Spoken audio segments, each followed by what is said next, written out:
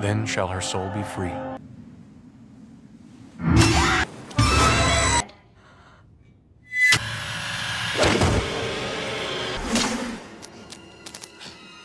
You tried to give the orders, you failed. අයිබෝන් අදත්තව සාදරෙන් පිළිගන්නවා සිනෙක්ස් plane channel එකට. අද අපි බලන්න යන්නේ මේරියන් TV series එකේ 3 වෙනි කොටස. ඉතින් කලින් කොටස් දෙක බැලුවේ නැති කෙනෙක් ඉන්නවා නම් comment box එකේ pin කරලා තියෙන comment එකේ link වලින් ගිහින් දැන් මේ කොටස් දෙකත් බලලාම එන්න. එහෙනම් වීඩියෝ එක ඉවර වෙනකම් බලලා like එක උද්දාන ගමන් අනිවාර්යෙන්ම මේ වගේ අදහස comment කරන්නත් අමතක කරන්න එපා. එහෙනම් ඊළඟට දාන්න තියෙන්නේ මේ TV series එකේ අවසාන කොටස.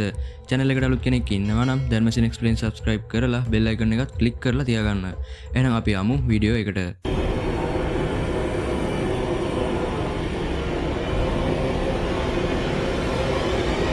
ඉතින් ඔයාලට මතක ඇතිනේ එමා ගෙදර ආව වෙලාවේ ඩොජෙරොන් එමාගේ අම්මව දරුණු විදියට ඝාතනය කරලා තිබුණා. ඒ වෙලාවේ එමා ඩොජෙරොන්ගේ බෙල්ල මිරිකලා එයාව මරන්න හදද්දී කැමිල් එතෙන්ට ඇවිත් ඩොජෙරොන් බේර ගන්න උත්සාහ කරා. කොහොම වුණත් ඩොජෙරොන්ගේ මූණ වෙනුවට මේරියන්ගේ මූණ පෙවුන හින්දා කැමිල් බය වෙලා පඩිපෙලෙන් පහළට වැටුණා.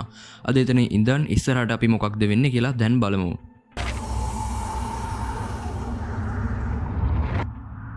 අද කොටස පටන් ගද්දී අපිට පෙන්වන්නේ හොස්පිටල් එකේ ඇඩ්මිට් කරලා ඉන්න එමාගේ තාත්තවයි කැමිල්වයි. ඉතින් එදා පඩිපෙලෙන් වැටුණ වෙලාවේ කැමිල් මැරිලා නැහැ වගේම එයාට සිහිය නැති වෙලා ඉතියන්නේ. ඉතින් කරගන්න දෙයක් හිතා ගන්න බැරුව ඉන්න එමා මෙතෙන්ට වෙලා අඬන ගමන් ඉද්දී සෙබස්ටියන් එනවා එමාගේ අම්මගේ අවමංගල්‍ය උත්සවයට එමාව එක්කන් යන්න. ඊට පස්සේ සෙබස්ටියන් එමාගේ හිත හදලා එයාව හෙට එක්කන් යනවා. ඊළඟට අපිට පෙන්වන්නේ එමේ දේවල් වලින් පස්සේ එමා යාළුවෝයි කතා කර කර ඉන්න විදිය. අනෝට්ට මේ වෙලාවේ තේරෙනවා එමා ඉන්නේ ගොඩක් දුකෙන් කියලා. ඉතින් ආනෝට් අනිත් යාළුවොත් එක්කන් එයාගේ හිත හදලා එයාට කියනවා ඔයා තනි වෙලා නැහැ අපි ඔයාට ඉන්නවා කියලා. ඊට පස්සේ එමා නාන කාමරේට ඇවිත් මූණ හොදලා ආයෙත් විදුරු දිහා බලද්දී ඒකේ පොත ලියන්න කියලා ලියලා තියෙනවා දැකලා එමා ටිකක් බය වෙනවා. ඔන්න මේ වෙලාවේ එහෙට අමුත් එක්කෙනවා. ඉතින් මේ වෙන කවුරුත් නෙවෙයි රොනන්. රොනන් ඇවිත් ඉන්නේ ඩොජෙරොන්ට සිහිය ඇවිත් කියලා කියන්නයි. ඉතින් කලින් එමා ඩොජෙරොන්ගේ බෙල්ල මිරිකපු වෙලාවේ ඩොජෙරොන් මෙරලා නැහැ කියලා අපිට දැන් පැහැදිලි. ඉතින් තව දුරටත් ඩොජෙරොන්ගේ ඇඟ ඇතුලේ මේරියන් නැහැ වගේම මේරියන් කවදාවත් ඉස්සතින් යන්නේ නැති හින්දා ඩොජෙරොන්ගේ ඇඟෙන් මේරියන් යද්දී එයාගේ ඇස් දෙකත් අරන් ගිහින් තියනවා කියලා එමාට මේ වෙලාවේ දැනගන්න ලැබෙනවා. ඉතින් ඩොජෙරොන්ගේ ඇස් අන්ධ වෙලා තියෙන විදිය වෛද්‍යවරුන්ටත් අඳුරගන්න බෑ වගේම මේරියන් ඒව ගත්තා කියලා ඩොජෙරොන් කිව්වා කියලා රොනන් එමාට කියනවා. ඊට පස්සේ එමා රොනන් එක්ක ඩොජෙරොන් මුණ ගැහෙන්න යනවා. මෙතනදී ඩොජෙරොන් එමාගේ අම්මගේ මරණය ගැන එමාගෙන් සමාව ඉල්ලලා එමාට කියනවා මේරියන් එයාව අඳුරු වතුර තියෙන වල ළඟින් නගරයට යනකම් එක්කන් ගියා කියලා. ඉතින් ඩොජෙරොන් කැරොලයින් ගැනත් ගොඩක් දුක් වෙලා එයා තමන්ගේ හස්බන්ඩ්ටත් නපුරක් කරා කියලා කියනවා. ඩොජෙරොන් රොනන්ගෙන් ඉල්ලනවා කොහොම හරි තමන්ගේ හස්බන්ඩ්ව හොයාගන්න කියලා. ඊට පස්සේ ඩොජෙරොන් මේරියන් ගැන එමාට තොරතුරු කියන්න පටන් ගන්නවා. ඉතින් එමා පොත් ලියන්නත් කලින් ඉඳලම අතීතේ ඉඳන් මේරියන් ඉඳලා තියෙනවා වගේම එමා පොත් ලියන්න පටන් ගත්තමයි මේරියන් ආයෙත් ඇවිත් තියෙන්නේ. එමා ඩොජෙරොන්ගෙන් අහනවා මේරියන් දැන් කොහෙද ඉන්නේ කියලා. ඩොජෙරොන් කියනවා එයා යන්නේ නැහැ අපි අතරේ කාගේ හරි ඇඟක අනිවාර්යෙන්ම එයා ඇති කියලා. මේරියන්ට ඕනි ඔයා දිගටම පොත් ලියන එක. ඒ හින්දා ඒක කරන්න කියලා ඩොජෙරොන් අඬන ගමන් එමාගෙන් ඉල්ලනවා. ඉතින් දැන් රොනන් එමාට කියනවා ඔයා දැන් ගෙදර යන්න. කොයිම වෙලාවකවත් මේරියන් කියන දේ අහන්න එපා. හැම වෙලාවෙම එයාට විරුද්ධ වෙන්න කියලා. ඊට පස්සේ රොනන් තවත් නිලධාරීන් දෙන්නෙක් එක්ක ආයෙත් යන්නේ ඩොජෙරොන්ගේ ගෙදරට. ඔයාලට මතක ඇති ඩොජෙරොන්ගේ ගෙදර තිබුණු අద్භූත කාමරේ. රොනන්ට පුළුවන් වෙනවා ඩොජෙරොන්ගේ ගෙදරට ඇවිත් ඒ කාමරේ දොර විවෘත කරලා ඇතුළු වෙන්න. ඉතින් කාමරේ දොර විවෘත කරද්දිම එයාලට ලොකු ගඳක් දැනෙනවත් එක්කම පුටුවක කවුරු හරි කෙනෙක් ගැට ගහලා තියෙන විදිය එයාලා දකිනවා. ඉතින් මේ කාමරෙත් අර මලු ගොඩක් එල්ලලා තියෙන විදිය මේ වෙලාවේ එයාලා දකිනවා. පුටුවේ ගැට ගහලා තියෙන කෙනාගේ ඇඟේ දරුණු තුවාල ගොඩක් තියෙනවා වගේම එයා දැනටමත් ජීවතුන් අතර නැහැ කියලා රොනන්ට තේරෙනවා. ඉතින් මේ කෙනා ඉන්න තැන බිත්තියේ අමුතු සංකේතයක් තියෙන විදියත් අපිට පේනවා. රොනන් තවත් එතන පරීක්ෂා කරද්දී දකිනවා බිත්තියේ තිබුණ සංකේතයම ඇඳලා තියෙන පොතක්. ඊට පස්සේ රොනන් අර මිනිස්සයා ළඟට ආයෙත් ගියාම එයා එකපාරටම රොනන් දිහා බලලා කතා කරන්න හැදුවත් එයාට කතා කරගන්න බෑ. ඉතින් රොනන්ට මේ වෙලාවේ තේරෙනවා මේ මිනිස්සයාට මේ මලු එල්ලලා මොකක් හරි ශාපයක් කරලා තියෙනවා කියලා. ඊට පස්සේ රොනන් එයා ළඟ තිබුණ කතුරක් අරන් ඒ මලු එකින් එක කපන්න පටන් ගන්නවත් එක්කම අර මිනිස්සයාගේ ඇඟෙන් ශාපය අයින් වෙලා එයා එතනම මැරෙනවා. ඊළඟට රොනන් අර පොතත් අරන් යන්නේ පැට්ව මුණ ගැහෙන්න. රොනන් දැක්කම පැට් ඉක්මනට කඩේ වහලා ඈතට ගිහින් හැංගෙනවා. මොකද එදා රොනන් එයාගේ කඩේට ආව වෙලේ ඉඳන් මේ වෙනකම් එයාට ගොඩක් අසුබ දේවල් වලට තමයි මුහුණ දෙන්න සිද්ධ වෙලා තියෙන්නේ. කොහොම වුණත් රොනන් කඩේ ළඟට ඇවිත් ඒ පොත ඇතුළට විසි කරලා පැට්ට කතා කරනවා. ඊට පස්සේ පැට් ඒ පොතත් අරන් රොනන් ළඟට ඇවිත් එයාට කියනවා මේකේ ලියලා තියෙන්නේ පැරණි දේශීය මායාකාරයන් විසින් භාවිත කරපු භාෂාවක් වගේම දෙවියන්ට අපහාස කිරීමක් වගේ දෙයක් තමයි මේකේ ලියලා තියෙන්නේ කියලා. ඊට පස්සේ රොනන් අර සංකේත ගැන පැට්ගෙන් ඇහුවා මෙයා කියනවා ඒක සීල් එකක් කියලා. රොනන් අහනවා කාගේ සීල් එකක්ද කියලා. ගොඩක් කලබලෙන් ඉන්න පැට් කියනවා මම මේක දන්නේ නෑ. කොහොම වුණත් ඔයා කොයි වෙලේවත් මායාකාරය කියන දේ අහන්න එපා. එයා ඔයාට බොරු කියලා වංචා කරලා සේරම විනාශ කරනවා වගේම එයාට එරෙහිව ඔයාට පාවිච්චි කරන්න පුළුවන් එකම දේ තමයි එයාගේ නම කියලාත් පැට් රොනන්ට කියනවා. ඔයාට මේ දේවල් ගැන තවත් තොරතුරු දැනගන්න ඕනි නම් පල්ලියේ තියෙන පරණ නඩු විභාග වාර්තා බලන්න කියලා රොනන්ට යන්න කියනවා. ඉතින් දැන් රොනන් යන්නේ එල්ඩන් වල තියෙන පල්ලියට. රෑ වුණාම පූජකතුමා පල්ලිය ඇතුළට ආවම එතන හිටිය රොනන්ව දැකලා හොඳටම බය වෙලා අහනවා ඇයි මෙහෙට ආවේ කියලා. රොනන් කියනවා අතීතේ මෙහෙ හිටිය මායාකාරයන් ගැන තිබ්බ නඩු විභාග සටහන් හොයාගෙනයි ආවේ කියලා. ඊට පස්සේ පූජකතුමා අහනවා මොලිට වාර්තා ගැනද අහන්නේ කියලා. ඉතින් මේ මොලිට වාර්තා කියලා කියන්නේ මායාකාරයන්ගේ නඩු විභාග ගැන සටහන් වෙලා තියෙන වාර්තා පොතක්. ඊට පස්සේ රොනන් කියනවා ඔව් මම ඒක තමයි හොයන්නේ කියලා. කොහොම වුණත් මේ වෙනකොටත් රොනන් මේ පොත හොයාගෙන තියෙනවා කියලා පූජකතුමාට තේරෙනවා. එයා කියනවා ඒක ආයෙත් මට දෙන්න. ඔයාට ඒකයි තියන්නේ නෑ කියලා. රොනන් මේ දෙයට අකමැති වුණ හින්දා පූජකතුමා එයාතේ තිබුණු තවලකුත් අරන් රොනන් ළඟට එද්දිම රොනන්ට පුළුවන් වෙනවා එතනින් පැනලා යන්න.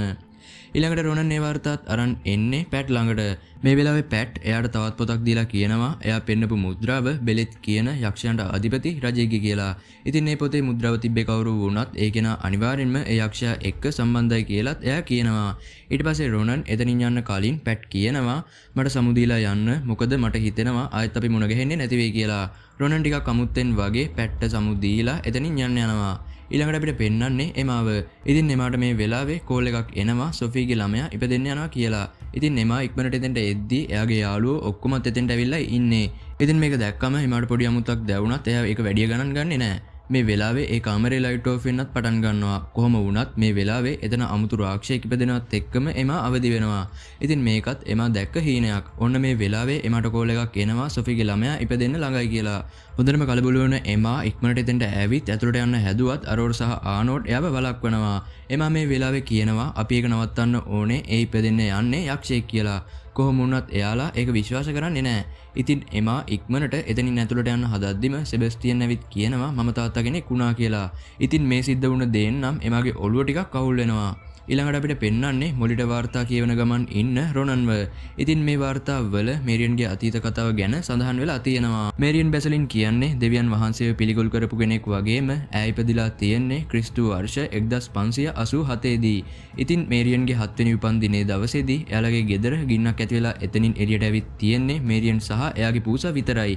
ඉතින් එයාගේ පවුලේ අම්මයි තාත්තයි අනික හැමෝමයි ඒ ගින්නෙන් විනාශ වෙලා තියෙනවා. ඊට පස්සේ මේරියන් හැදි වැඩිලා තියෙන්නේ කන්‍යාරාමයක සහෝදරියන් එක්ක. ඊට අවුරුදු 2කට පස්සේ කන්‍යාරාමේ හිටපු අනෙක් අය මරුණා වගේම ඉතුරුලා තියෙන්නේ මේරියන් සහ එයාගේ පූසා විතරයි. ඊට ටික කාලයකට පස්සේ මේරියන් සීනුනාද කරන්නෙක් එක්ක විවාහ වෙලා තියෙනවා වගේම එයාට ශක්තිමත් සහ නිරෝගී දරුවෙක් ඉපදිලා තියෙනවා. දරුවට මාස 3ක් වුණාම තොටිල්ලට ගිනි අරන් ඒ දරුවත් මැරිලා ගිහින් තියෙනවා. ඊට පස්සේ මේරියන්ට තවත් දරුවෝ දෙන්නෙක් හම්බෙලා තියෙනවා වගේම එයා එක දවසක් රෑ වුණාම ඒ දරුවොත් අරන් සෙල්ලම් කරන්න කැලේ ඇතුළට ගිහින් තියෙනවා. ඉතින් ආයෙත් කැලේ ඉඳන් ඇවිත් තියෙන්නේ මේරියන් තනියමයි. ඊට පස්සේ මේරියන් ගෙදර ඇවිත් Taman විවාහ වෙලා හිටිය පෝල්ගේ ගෙල කපලා බෙලෙත් යක්ෂයා එක්ක විවාහ වෙලා තියෙනවා. ඉතින් ගමේ අය මේ අසුබ මේරියන්ව අල්ලගෙන තියෙනවා වගේම එයාව මරලා සුද්ධ කුරුසෙන් සලකුණු කරලා අඩි 5ක් යට වලලලා තියෙනවා. ඊළඟට අපිට පෙන්වන්නේ තාත්තව බලන්න හොස්පිටල් එකට ඇවිත් ඉන්න එමාව. මේ වෙලාවේ එතෙන්ට අරෝර් ඇවිත් දුකෙන් ඉන්න එමත් එක්ක ටිකක් කතා කරලා එයාගේ හිත හදනවා. ඊළඟට අපිට පෙන්වන්නේ ගෙදර ඇවිත් නිදාගෙන ඉන්න එමාව. කොහොම වුණත් වැඩි වෙලාවක් යන්න කලින් කවුරු හරි කෙනෙක් එමාට හයියෙන් කතා කරනවා. ගොඩක් බය වුණ එමා නැගිටලා වටපිට බැලුවත් කවුරුත් පේන්නේ නැත්තේ නෑ. ඊට පස්සේ එමා කාමරේ තිබ්බ කණ්ණාඩියෙන් බලද්දි දකිනවා මේරියන් කාමරයේ දොර විවෘත කරලා කාමරේ ඇතුළට එන්න හදන විදිය. ඊට පස්සේ එමා කාමරයේ දොර දිහා බැලුවත් ඇත්තටම එතන එහෙම දෙයක් සිද්ධ වෙන්නේ නැහැ. ඊට පස්සේ එයා කීප සැරයක්ම එහෙම බලලා ආයෙත් කණ්ණාඩිය දිහා බලද්දි කණ්ණාඩියෙනුත් එහෙම දෙයක් පේන්නේ නැහැ. එමා ආයෙත් දොර දිහා බැලුවම එකපාරටම මේරියන් එයා ඉස්සරහට එනවත් එක්කම අපිට පෙන්වන්නේ වරාය ළඟ වැඩ කරන ගමන් ඉන්න ටෝනියෝව. ඉතින් මේ වෙලාවේ කවුරු හරි එයා දිහාවට එනවා දැනුණු හින්දා ටෝනියෝ ආපස්සට හැරිලා බැලුවත් කවුරුත් පේන්නේ නැහැ. ඊට පස්සේ ටෝනියෝ ආයෙත් වැඩ කරන්න පටන් ගත්තම අඩි සද්දේ එයා ළඟට ගොඩක් ලං වෙලා තියෙනවා වගේ ඇහෙන්න පටන් ගන්නවා. මෙතනදී නම් ටිකක් බය වෙලා ඉන්න ටෝනියෝ වටපිට බැලුවත් කවුරුත් පේන්නේ නැහැ. එයා ආයෙත් වැඩ කරන්න එද්දි මේරියන් එයා දිහාට එනවත් එක්කම අපිට පෙන්වන්නේ තමන්ගේ මැරුණ නංගි ලුසී කතා කරන සද්දේ ඇහිලා අවදි වෙන අරෝර්ව. ගොඩක් බයෙන් ඉන්න අරෝර් දොර දිහා බලන් ඉද්දි දොර ඉබේම විවෘත වෙලා එකපාරටම කවුරු හරි කෙනෙක් අරෝර්ගේ ඇඳයටට එනවා. ඊට පස්සේ අරෝර් ඇඳයට බලද්දි දකිනවා ලුසි එතන ඉන්න විදිය. අරෝර් ගොඩක් බයෙන් ලුසි දිහා බලන් ඉඳලා මෙතනින් යන්න කියලා කියනවා. ඊට පස්සේ ලුසි මම තවත් මෙතන ඉන්නේ නෑ. ඔයාගේ ඔළුව ඇතුළට එනවා කියලා අරෝර්ගේ ඔළුව අල්ලනවත් එක්කම අරෝර් ඉක්මනට එතනින් අයින් වෙනවා. ඊළඟට අපිට පෙන්වන්නේ හොස්පිටල් එකේ වාර්තා ලියන ගමන් ඉන්න හෙදියව. ඉතින් මෙයා වාර්තා ලියන ගමන් ඉද්දි එතන CCTV කැමරා වලින් කවුරු හරි කෙනෙක් ඇවිදන් යන විදිය රෙකෝඩ් වුණත් හෙදිය ඒක දකින්නේ නෑ. ඊට ටික වෙලාවකට පස්සේ ඇවිදන් ගියපු කෙනා සෙබස්තියන්ගේ ළමයා ඉන්න කාමරයට යනවත් එක්කම හෙදිය ළඟ තිබුණ ස්ක්‍රීන් එක ඕෆ් වෙනවා. ඉතින් හෙදිය ඒකට තට්ටුවක් දැම්මත් ඒක වැඩ කරන්නේ නෑ. ඔන්න මේ වෙලාවේ එකපාරටම සෙබස්තියන්ගේ ළමයා අඬන සද්ද මෙයාට ඇහිලා ඉක්මනට එතෙන්ට එනවා. සෙබස්තියනුත් මේ සද්දේ ඇහිලා ඉක්මනට එතෙන්ට ආවම ළමයා අඬන සද්දේ ඇහෙන්නේ නැතුව යනවා. ඊට පස්සේ මෙයාලා ළමයා නිදාගෙන හිටිය තැනට ඇවිත් බලද්දි එතන තියෙන්නේ අර ශාපය ඇති කරන මල්ලක් විතරයි. ඊළඟට අපිට පෙන්වන්නේ රෑ එයාලගේ පරණ ඉස්කෝලේ ඉන්න එමාව. ඉතින් මෙතන ඉද්දි එමා දකිනවා බෝඩ් එකේ ඔබට දඬුවම් ලැබෙවි කියලා ලියලා තියෙන විදිය. ඉතින් එමා ආපස්සට හැරිලා බැලුවම දකිනවා එතන කාමරේ දොර පිටිපස්සේ කවුරු හරි කෙනෙක් ඉන්න විදිය.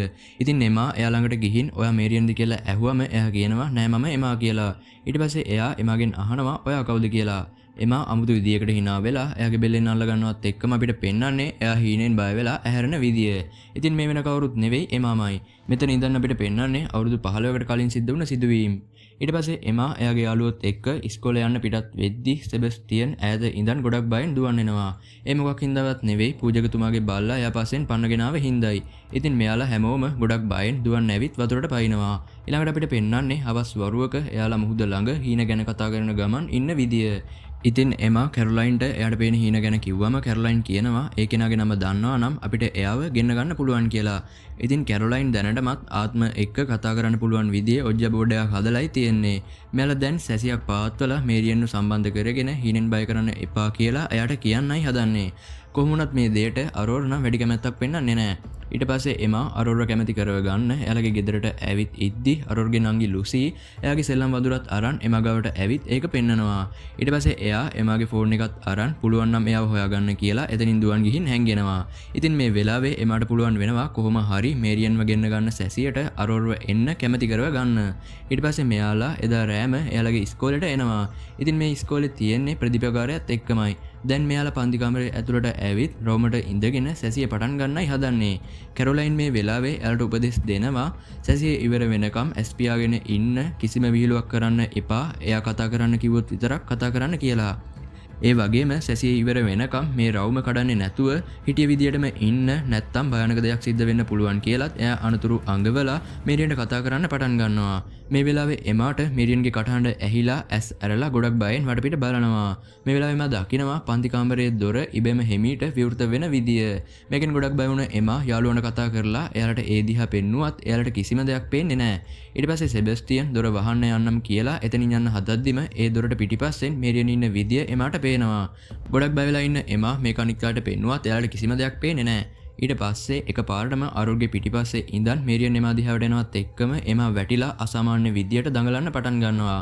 ඊට පස්සේ එමා අත් වලිනුයි කකුල් වලිනුයි ඇවිදන් ඇවිත් එයාලට තර්ජනය කරන්න පටන් ගන්නවා. කැරොලයින්ට කියනවා කවදා හරි තමුන්ට එලිලා මැරෙන්න සිද්ධ වෙයි කියලා. ආනෝට්ට කියනවා සහෝදරයත් එක්ක ආදරෙන් ඉන්න වැඩි කාලයක් එයාට ඉන්න බැරි වෙයි කියලා. ඒ වගේම සෙබස්තියන්ට කියනවා ඔයාට දරුවෙක් ලැබෙන්නේ නැහැ හැමෝම මමන් කාලා දානවා කියලා. අවසානයේට අරෝර්ට මම කවදාවත් ඉස්සතින් යන්නේ නැහැ කියලා එයාගේ මූණට කෙල ගහලා සිහි නැති වෙලා වැටෙනවා. ඔන්න මේ සිද්ධ වුණ දේ මෙයාලා කාටවත් හිතා ගන්න බැරුවයි ඉන්නේ. ඊට පස්සේ අරෝර් ගොඩක් තරහෙන් එළියට ඇවිත් මූණට කෙල ගැහුව එකට එමාට හොඳටම බයින්න පටන් ගන්නවා. ඒ තමන් නෙවෙයි කියලා එමා කිව්වත් ඒ කිසිම දෙයක් අරෝර් අහන්නේ නැතුව එතනින් යන්න යනවා. ඊළඟ දවසේ ඉස්කෝලේ ඉවර වෙන බෙල් එක ගැහුවම එමා ලුසිගේ පන්ති කාමරයට ඇවිත් කියනවා මම ඔයාව ගෙදර එක්කන් යන්නම් කියලා. ඉතින් එමා දැන් හදන්නේ අරෝර්ව කොහොම හරි යාළු කරගන්න. ඊට පස්සේ ලුසි එයාගේ වැඩේ ඉවර කරලා එතනින් නැගිටලා එමාගේ ෆෝන් එක අරන් දුවන් ගිහින් කියනවා එයාව හොයාගන්න කියලා. ලුසි දුවගෙන ගිහින් එතන තිබ්බ ෆ්‍රිජ් එකක් ඇතුළට ගිහින් ඒකේ දොර වහ ගන්නවා. ඔන්න මේ වෙලාවේ ලුසි දන්නේම නැතුව මේකේ අගුළු වැටෙනවා. එමා ලුසිව හොයන්න ඉස්සරහට මෙවිදන් ආවම එයාට ෆ්‍රිජ් එක ගැන සැක හිතිලා ඒක අරින්න හදද්දිම ලුසි එමා පිටිපස්සේ ඉඳන් ආයෙත් පන්තිය ඇතුළට දුවන් යනවා. ඉතින් එමා ෆ්‍රිජ් එක අරින්නේ නැතුව ලුසි පස්සෙන් යන්න පටන් ගන්නවා. එමා පන්තිය ඇතුළට ආවම ලුසි මේසපුටු අස්සෙන් දනගාගෙන යන විදිය එමා දකිනවා. ඊට පස්සේ එමා ගිහින් මේසයට බලද්දි එතන තියෙන්නේ ලුසිගේ සෙල්ලම් බඩුව විතරයි. එමා ඒක අතට අරන් ආයෙත් නැගිටලා බැලුවත් කවුරුත් එතන නැහැ. මේ අතරතුරේදී ෆ්‍රිජ් එක ඇතුලේ ඉන්න ඇත්තම ලූසි දොර අරින්න හැදුවත් අගුල වැටලා තියෙන හින්දා එයාට ඒක අරින්න බෑ. එමා මේ වෙලාවේ දකිනවා පන්තියේ දොරට පිටිපස්සෙන් ලූසි හිටගෙන ඉන්න විදිය. එමා හෙමීට එතනට ඇවිදන් යද්දිම ෆ්‍රිජ් එකේ ඉන්න ලූසිට මේරියන් කතා කරන්න පටන් ගන්නවා. එමා දොර ගාවට ගිහින් එතන බැලුවත් කවුරුත් එතන නෑ. ඊට පස්සේ බෝඩ් එකේ ඉබේම මොන හරි දෙයක් ඇඳෙන සද්දේ ඇහුණ එමා ආපස්සට හැරිලා බැලුවම දකිනවා ලූසි ෆ්‍රිජ් එකේ ඇතුලේ මැරලා ඉන්න විදිය ඒකේ ඇඳලා තියෙන විදිය. ඉතින් එමා ඉක්මනට ලූසිව හොයන්න එන අතරතුරේදී ලූසි ගාවට මේරියන් ඇවිත් ඉවරයි. ඉතින් ලූසි ගොඩක් දඟලන්න පටන් ගත්තත් එමා එතෙන්ට එද්දි එයා දඟලන එකත් නතර වෙනවා. එමා ෆ්‍රිජ් එක කරලා බැලුවම දකින්නේ කරන්ට් එක වැදිලා නිල් පාට වෙලා තියෙන ලූසිගේ මල සිරුර විතරයි. ඉතින් එමාට මේ වෙලාවේ ලොකු බයක් වගේම පසුතැවීමක් දැනෙනවා. ඊට පස්සේ එමා ඉක්මනට එතනින් දුවන් යනවා. මේ වෙලාවේ හරුගේ ගෙදරට ආරංචි වෙනවා ලූසි මැරුණා කියලා. ඉතින් මේකෙන් අරෝටත් ගොඩක් දුක හිතෙනවා. එමා මුහුද ළඟට දුවන් ගිහින් එයාට තිබුණ ලූසිගේ සෙල්ලම් වඳුරව මුහුදට විසි කරලා හයියෙන් කෑ ගහනවා. ඊළඟට පිට පෙන්නන්නේ රෑ නිදාගෙන ගොඩක් බයෙන් කල්පනා කරන ගමන් ඉන්න එමාව. මේ වෙලාවේ එමාට ඇහෙනවා වතුර බින්දු වැටෙන සද්දයක්. ඉතින් එමා පස්ස හැරලා බැලුවම දකිනවා එයා මුහුදට දාපු සෙල්ලම් වඳුරා එයාගේ මේසේ උඩ තියෙන විදිය. ඉතින් මේ වෙලාවේ සෙල්ලම් වඳුරා කියනවා ඔයා ඇයව දාලා ගියා කියලා. ඉතින් එකපාරටම එමා පිටිපස්සෙන් ලූසි ඇවිත් එයාව බය කරනවා. ගොඩක් බයෙන් ඉන්න එමා දකිනවා එයාගේ ඇඳේ ලූසි ඉන්න විදිය. ඉතින් එයා නැගිටලා එමා දිහාවට එන්න පටන් අරන් එමා ළඟටම ආවම එතන ඉන්නේ ලූසි නෙවෙයි මේරියන්. ඉතින් මේරියන් මේ වෙලාවේ එමාට රහසින් වගේ කියනවා මම ඔයාගේ යාළුවන්වයි දෙමව්පියන්වයි ගන්නවා කියලා. ඊළඟ දවසේ එමා පල්ලියට එනවා ලූසි මැරුණ එක ගැන පාපෝච්චාරණය කරන්න. ඉතින් එමා ගොඩක් දුකින් නඩන ගමන් පූජකතුමාට එයාලා පවත්වපු සැසියේ ඉඳන් හැම තොරතුරක්ම කියනවා. පූජකතුමා එමාට කියනවා ඒක දෙවියන් වහන්සේව අමනාප කරන දෙයක් වගේම කිව්ව විදියටම එයා ඔයාගේ යාළුවන්වයි දෙමව්පියන්වයි ගනීවි කියලා. එමා ගොඩක් බයෙන් අහනවා දැන් මොකක්ද කරන්න කියලා. පූජකතුමා කියනවා ඒ දේ ඔයාට ඇලිලා තියෙනවා වගේම ඔයා ඒක අරන් මේ එල්ඩන් වලින් ඈතට යන්න ඕනේ කියලා. ඊට පස්සේ එමා කියනවා මට එහෙම කරන්න බෑ දෙමව්පියෝ එහෙම යන්න දෙන්නේ නෑ කියලා. ඉතින් පූජකතුමා කියනවා එයාලගේ හිත රිදවලා අමනාප කරවන්න එතකොට ඔයාව යවයි කියලා. ඉතින් ඔන්න දැන් අපිට එක දෙයක් පැහැදිලි. ඒ තමයි එමා දෙමව්පියන්ට බැනලා ලිපියක් ලිව්වේ වෙන මොකක් හින්දාවත් නෙවෙයි එයාලව බේරගන්න. ඉතින් එමා මෙතන ඉඳන් කරන්නේ එල්ඩන් වලින් එයාට යන්න සැලසෙන විදිය වැඩ. එයා පල්ලියටත් ඇවිත් එතන විනාශ කරලා දැම්මම පොලිසියනුත් එතෙන්ට එනවා. ඉතින් එමා ලියපු ලිපිය හින්දා එයාගේ තාත්තා එමාව ගෙදරින් දුරකට යවන්න තීරණය කරනවා.